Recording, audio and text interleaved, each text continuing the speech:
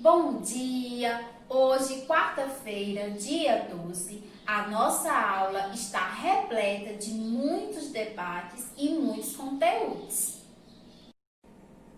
Hoje, o nosso assunto do projeto Folclore Brasileiro em relação ao município Brejo Santo é linguagem popular. Como a própria expressão já diz, linguagem são as palavras que nós utilizamos, a forma como nós utilizamos as palavras no nosso dia a dia. E popular. Nós sabemos que a maioria, na verdade, das palavras que nós utilizamos na oralidade e na escrita estão no dicionário. Mas vocês também sabem que muitas das palavras e expressões que nós utilizamos no nosso dia a dia, principalmente na oralidade, não estão no dicionário. Elas fazem parte da linguagem popular. Algumas delas, no decorrer do tempo, passam a fazer parte do dicionário popular.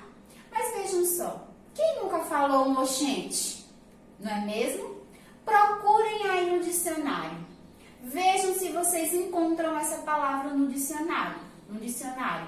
Não, porque ela faz parte da nossa oralidade.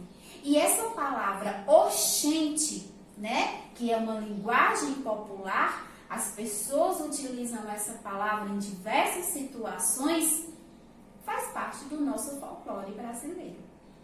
O Nordeste é a região brasileira que contém mais estados e talvez por isso seja uma das mais ricas em gírias e expressões. Nas próximas aulas de geografia, tia Alana vai ampliar mais esse conhecimento para vocês em relação à região Nordeste e os seus estados, principalmente o nosso estado Ceará e a localização do nosso município Brejo Santo. Por ser uma região com muitos estados, então tem muitas gírias e muitas expressões típicas do Nordeste, que pessoas de outras regiões, de outros estados, nem sabem o que significa. E quando falamos em gíria do Nordeste, temos que saber que apesar de algumas delas serem conhecidas por todo o Nordeste, ou seja, por todos os estados que fazem parte do Nordeste, a maioria dos estados tem suas gírias próprias. O oxente não é típico somente do Ceará. Outros estados do Nordeste também se utilizam dessa expressão da linguagem popular.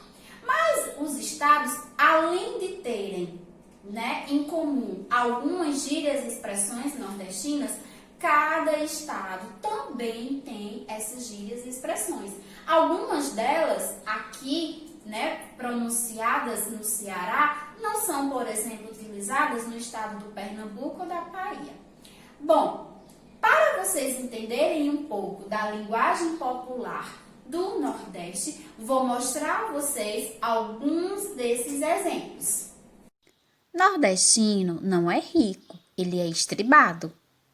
Nordestino não corre, ele dá umas carreiras. Nordestino não ri, ele se abre. Nordestino não dá volta, ele arrodeia. Nordestino não é esperto, ele é desenrolado. Nordestino não é sortudo, ele é cagado. Nordestino faz gozação, ele fresca.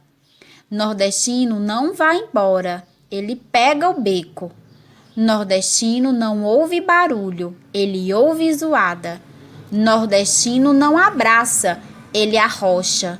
Nordestino não é o bonzão, ele é arretado. Interessante, não é mesmo? O Nordeste tem muitas gírias legais e expressões que por aí faz muita fama. É tanto que muitos nordestinos já produziram livros com o dicionário do Nordeste. Esses exemplos que eu mostrei a vocês agora no vídeo não é nem metade da metade da metade. Tem em torno de 5.000 palavras e expressões que são características do Nordeste. Vocês conhecem alguma delas?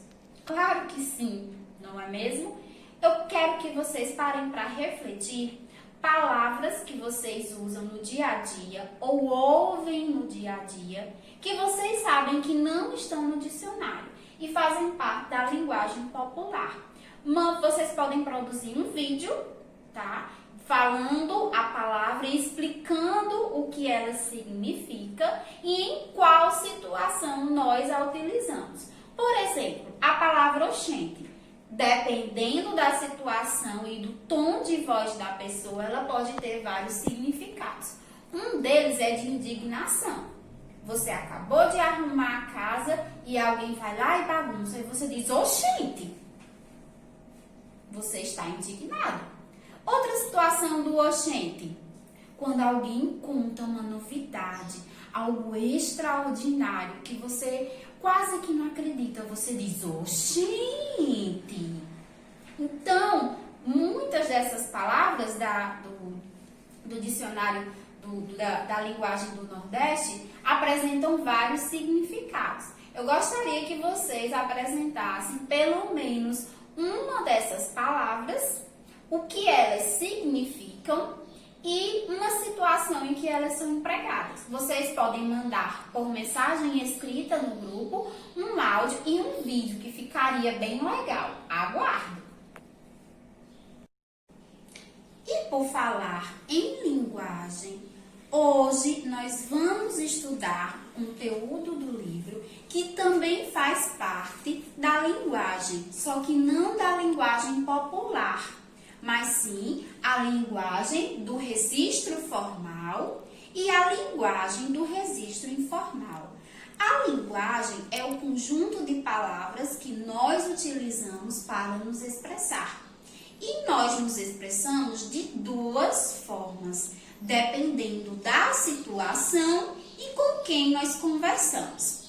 Para entender um pouco mais sobre isso, nós vamos fazer a leitura de duas mensagens enviadas por um aluno para pessoas diferentes, mas ele envia a mesma mensagem do mesmo assunto com palavras diferentes e usos diferentes. Vamos lá? Nessa mensagem, Guto, que envia, diz o seguinte: Professora Renata, eu e o Felipe estamos com dificuldade em encontrar material interessante para a pesquisa sobre família. A senhora poderia nos indicar algo? Obrigado. Isso às 15h20. 20 minutos antes, Guto também enviou uma mensagem para o seu colega, que dizia: Fê, não tô achando material de pesquisa pro trabalho sobre família. Se você encontrar alguma coisa, me dá um toque. Valeu, abração.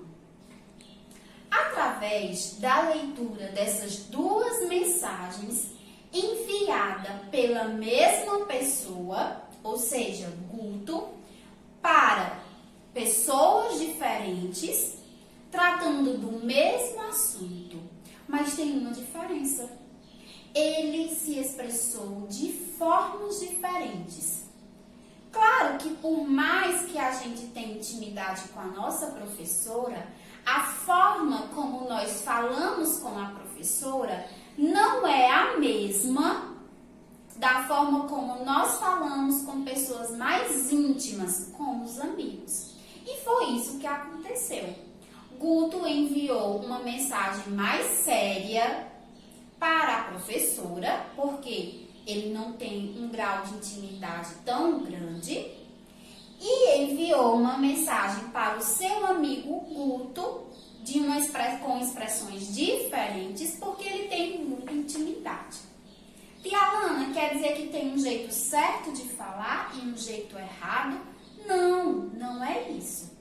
Não é que a linguagem utilizada por Guto na mensagem para o seu amigo está errada.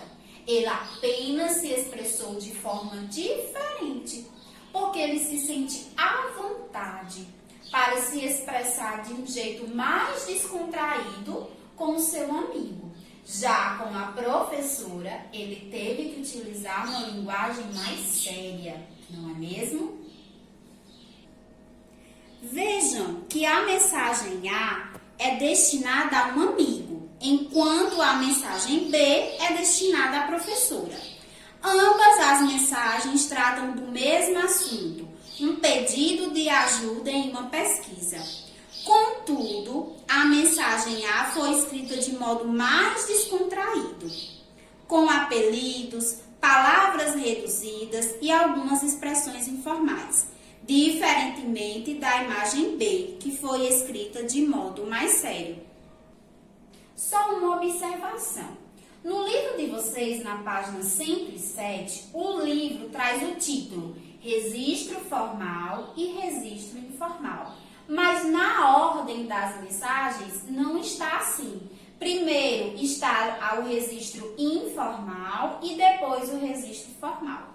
Mas aqui está na sequência correta. Registro formal é a linguagem mais séria, porque Guto não tem tanta intimidade com a professora. Então, nesse caso, ele deve usar o registro formal. Já na mensagem que ele enviou para o seu amigo, como é uma linguagem mais descontraída, porque ele tem muita intimidade, então é o registro informal. Eu quero que vocês percebam que na linguagem utilizada por Guto, do registro informal, nós temos essa palavrinha aqui, Fê, que é o apelido do amigo dele. Por mais que a professora Renata tivesse um apelido, Guto não ia se direcionar a ela pelo seu apelido. Tem que ser algo mais sério. Professora Renata. Aqui na mensagem de Guto, ele utiliza a abreviação TO, que é muito comum nas redes sociais. Ela representa a palavra estou, que é a linguagem mais séria. E ela, na linguagem mais descontraída, é o tô. Por que é abreviada? Porque diminui. A palavra estou é maior e a palavra tô é menor. Ele também usa a abreviação, ele abreviou a palavra para o, na verdade, a expressão. No lugar de para o, ele se utilizou de pro. No caso da palavra você, ele escreveu apenas VC, também muito comum nas mensagens das redes sociais, que aqui no caso ele mandou uma mensagem provavelmente de WhatsApp. No final, ele se despede do amigo dele de um jeito mais descontraído. Ele diz, me dá um toque. O que quer dizer me dá um toque? Se o amigo dele souber a pesquisa, ele envia o assunto da pesquisa para o Guto. Me dá um toque quer dizer me dá um retorno. Então, é mais descontraído. E ele se despede. Valeu, abração. Diferente da forma como ele se despediu da professora. Obrigado, de um jeito mais sério. Então, é isso. Na linguagem, nós temos dois tipos de registro. O registro formal, que é aquele mais sério, de acordo com as regras da língua portuguesa, em situações que não são descontraídas, como, por exemplo, a fala de um juiz em um tribunal, a fala de um repórter no momento da transmissão, tem que ser uma linguagem mais séria. Então, é o registro formal. Já no ambiente conhecido, com pessoas conhecidas que você tem intimidade, você pode sim falar o registro informal, sem problema nenhum. Não existe isso de falar certo e falar errado. O importante é que haja comunicação, mas vocês têm que ter consciência de que existe a situação e as pessoas adequadas para cada registro, certo? Nada de VC, nem PRO, tá bom? Nas redações escolares, vocês devem utilizar o registro formal. Agora que nós já concluímos o nosso estudo sobre registro formal e registro informal, nós vamos realizar uma atividade. Atividades na página 108. Questão 1. Releia um trecho do diário da Serafina. Por que nós vamos reler? Porque nós já realizamos a leitura. E por que é um trecho? Porque é uma parte retirada do texto, que diz: mas sabe da maior? Na última hora, ela fez a polenta virar bolo e encheu de velhinhas. Foi tão... Sobre esse trecho, tem algumas questões. Qual é o sentido da expressão sabe da maior em destaque nesse texto, nesse trecho? O que quer dizer sabe da maior? Sabe da maior é uma linguagem que nós utilizamos no nosso dia a dia de forma descontraída.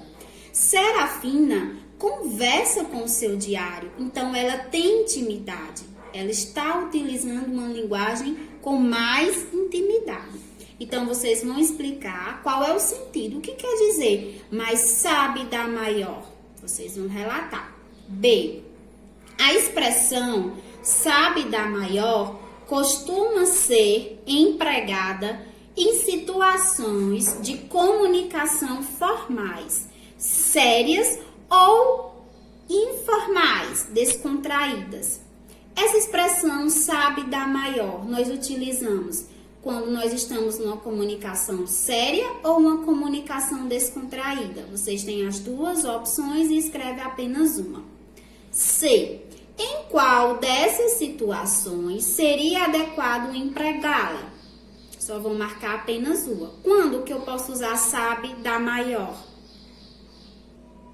Primeira opção. No recreio, conversando com um amigo sobre o fim de semana, ou em uma reunião, conversando com a diretora da escola sobre um evento. Vocês vão responder a C de acordo com o que vocês responderem na B. Se for usada de uma forma séria ou se for de uma forma usada descontraída, vocês escolhem qual é a opção da situação mais adequada. Segunda questão. Reescreva as frases substituindo o registro informal nas expressões em destaque por registro formal. As frases do item A e B estão no registro informal, ou seja, mais descontraída, com alguém que nós temos intimidade. Vocês vão reescrever, vocês vão adaptar essas frases para que elas se tornem de uma linguagem mais séria, ou seja, do registro formal. Na página 109, as questões 3 e 4, vocês vão ler os enunciados e as opções, ou seja, na terceira A, B, C e D e na quarta também A, B, C e D. De acordo com o enunciado de cada questão, o que é que vocês vão responder nas linhas? Tanto na terceira como na quarta questão. Se é um registro formal ou se é um registro informal, tá certo? De acordo com o enunciado de cada questão. E a quinta questão, vocês vão precisar da ajuda de seus familiares para realizar. Mas qualquer dúvida pode falar com tia Alana no WhatsApp. E para reforçar ainda mais o conteúdo registro formal e registro informal, vocês vão realizar a atividade do livro Caderno de Atividades, da página 39 e 40. Assim, vocês vão perceber que nós podemos nos expressar de duas formas, de acordo com a situação e de acordo com as pessoas que nós nos comunicamos. Lembrando que não existe isso de linguagem certa e linguagem errada. Existe o registro formal e o registro informal, isso na escrita. Porque na oralidade nós utilizamos também a linguagem formal e a linguagem informal. Já que nós estamos falando de registro, ou seja, o ato de escrever, nós também vamos estudar hoje algo sobre o registro, sobre a escrita. Acentuação gráfica. Acento agudo, que é o famoso tracinho que vocês chamam, e o acento circunflexo, que é o chapeuzinho, conhecido por vocês também. Quando nós praticamos a escrita, nós também temos que prestar atenção quais palavras devem ter esses acentos, para que elas fiquem totalmente corretas. Na página 110 do livro de vocês, tem a imagem de um picolé e a palavra picolé. Observem que a palavra picolé recebe o acento agudo na sua última letra, na sua última sílaba, que é a vogal E, picolé.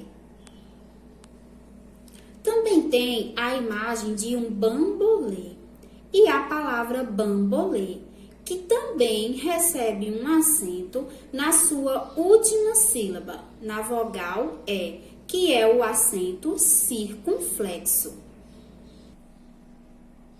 Tanto na palavra picolé como na palavra bambolê foi colocado acentos. Na palavra picolé, o acento agudo e na palavra bambolê, o acento circunflexo.